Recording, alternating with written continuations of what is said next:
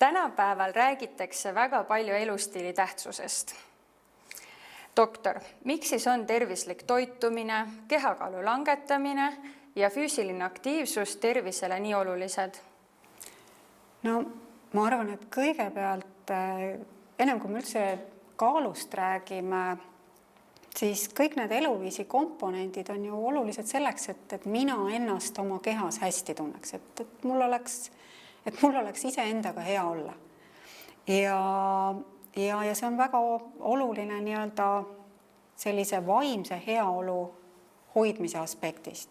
Ja läbi selle me jõuame ka kaaluprobleemide juurde, et kui ma ise olen endaga paremas kooskõlas, ma tunnen ennast hästi iseendaga, siis võib-olla, vähemalt ma loodan, ja ka mõned ikkagi teadustööd seda näitavad, et teen ka targemaid valikuid, mis puudutavad toitumist ja muud eluviisi.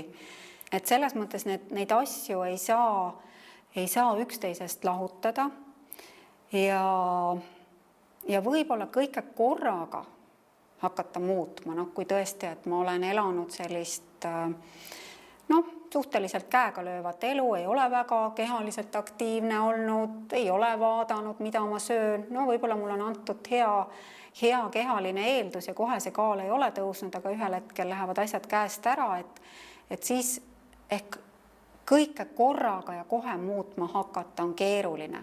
Aga teha stopp ja mõelda, et mida ma saaksin hakata tegema. Iga samm loeb.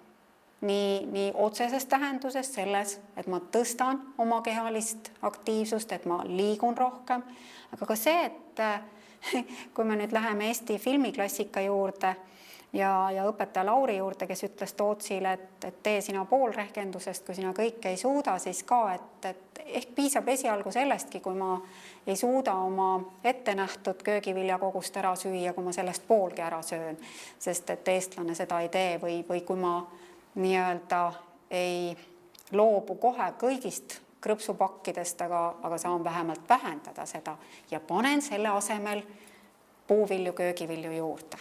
Nii et iga samm loeb, mis ma teen ja lihtsalt need eluviisi poolt antavad positiivsed toed meie kehale, mitte siis ainult vaimses, aga ka füüsilises aspektis.